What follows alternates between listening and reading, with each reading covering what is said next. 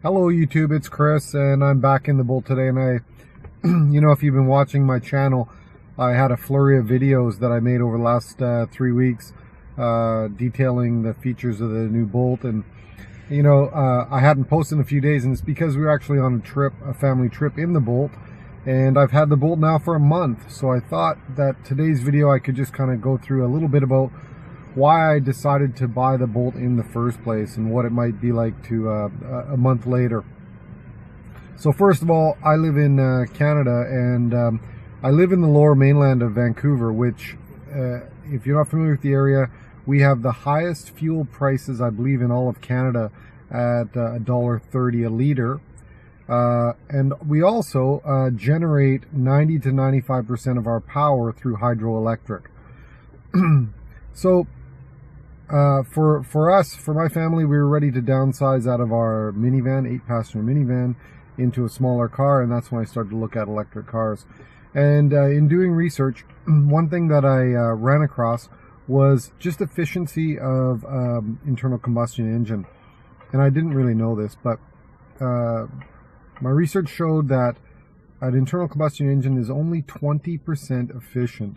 So I started to do the math on that, and thinking about my 8-passenger minivan, I was filling it up every couple of weeks, about $86.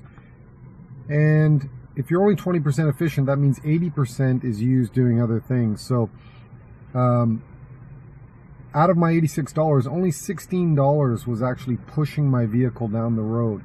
The other, the rest of the money was spent, creating noise, heat, vibration, emissions, all the other things. So that's a hard thing to get your head around if you are going to throw $60 onto the ground basically every time you fill up your vehicle. Conversely, electric cars are 90 to 95% efficient. So to do the same 450 kilometers that I was doing in my minivan, $86 to go 450 kilometers. To go 450 kilometers in the Bolt, I charged the car would be $6 based on our electrical costs.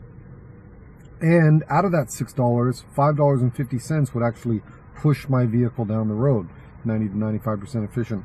So huge difference in cost savings.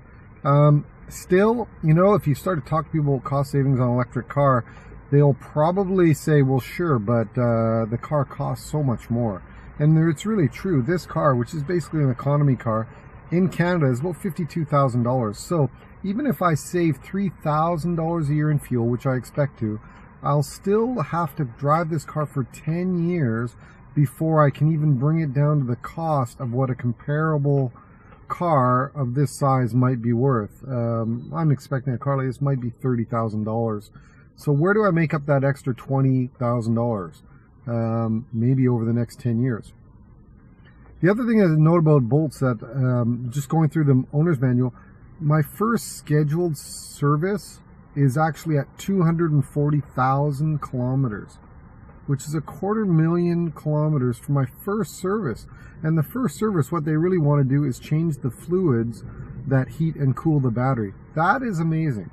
If you're used to, like I am, taking your car to the dealer every 3 months to change oil, and like my Odyssey, I would have had to, at 150,000 kilometers, change the water pump and timing belt. There's a lot of maintenance there. So I started to tell a guy that over the weekend here, and he said, well, sure, but it's still your car. What about that battery? When that battery goes and you have to replace it, it's a $9,000 battery.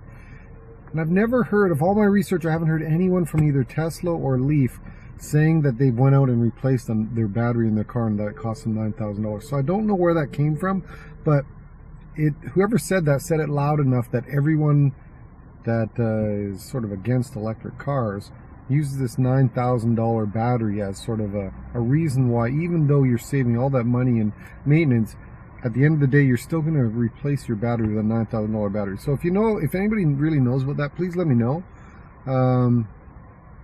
Yeah. So I don't want to ramble on in this video. It's just some thoughts going through my head.